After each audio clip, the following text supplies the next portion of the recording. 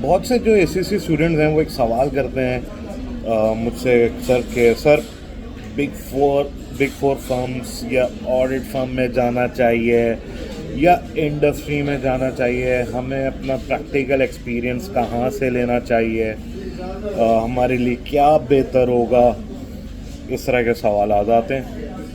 तो I thought कि यार इस पर एक वीडियो कर देनी चाहिए। देखिए जी, दोनों ऑप्शंस के अलग अलग प्रोज भी हैं और अलग अलग कॉन्स भी हैं, ठीक है। बिग फोर फर्म्स में आप जाते हैं या फर्म्स में जाते हैं, ठीक है, तो वहाँ पे आपको एक्सपोजर बहुत ठीक ठाक मिलता है, ठीक है। कि और वो एक्सपोजर आपको जो ठीक ठाक किस्म का मिलेगा, उसकी एक कंडीशन है कि आप अपना पूरे जो प्रैक्टिकल एक्सपीरियंस है वो पूरे 3 इयर्स आप ऑडिट फर्म में लगाएं, ठीक है। तो उसमें आप डिफरेंट इंडस्ट्रीज़ में जाएंगे, ठीक है। डिफरेंट इंडस्ट्रीज़ के क्लाइंट्स देख रहे होगे, बैंकिंग सेक्टर के भी देख रहे होगे, मैन्युफैक्चरिंग सेक्टर के भी देख रहे होगे, एफएमसीजी सेक्टर्स के भी देख रहे होगे, सर्विस सेक्टर्स के भी देख रहे होगे, वगैरह वगैरह, ठीक है। तो हर तरह की आप फाइनेंशियल्स देख लोगे और वो आपकी एक लर्निंग होगी।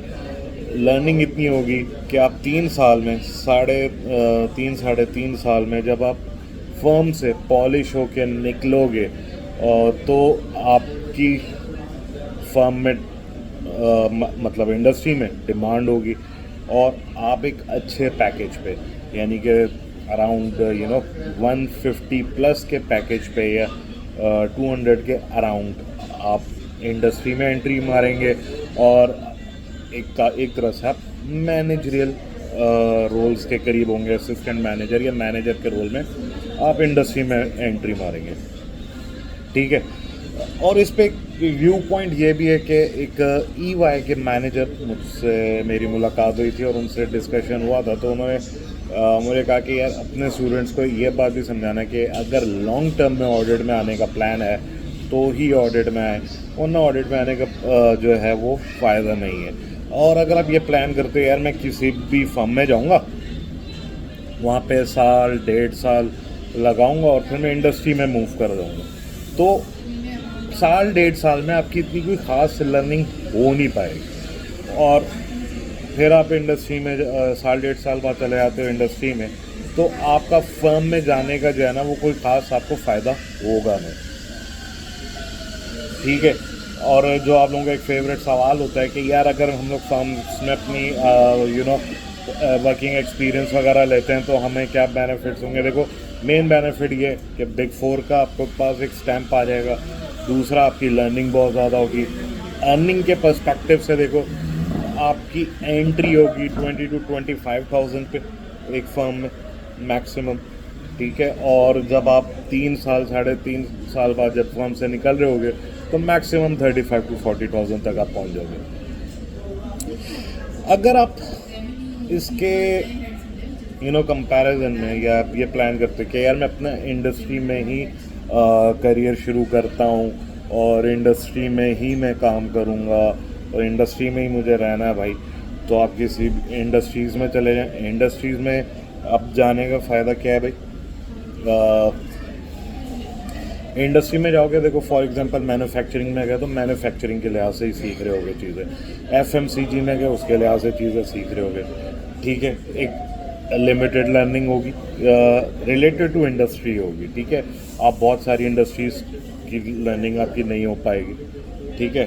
लर्निंग वहाँ पे भी बहुत ज़्यादा होगी। आपको कॉर्पोरेट स्ट्रक्चर का पता चल जाएगा, ठीक है, कॉर्पोरेट्स में क्या होता है क्या नहीं होता। डीप डाउन 3 साल में उनके भी फाइनेंशियल्स वगैरह में आपकी ठीक ठाक डाइव लगेगी, आप उससे भी सीखोगे। लेकिन वो इंडस्ट्री स्पेसिफिक और कंपनी से रिलेटेड वो होगा, बहुत सारी इंडस्ट्रीज़ नहीं होंगी। फिर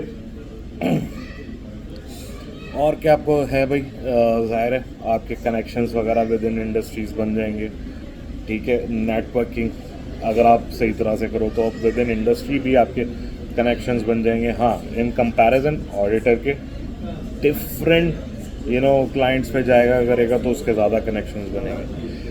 हाँ, अर्निंग में इंडस्ट्री में जाओगे तो यार आपकी जो पहली ही सैलरी होगी वो अराउंड 70,000 प्लस होगी, और 3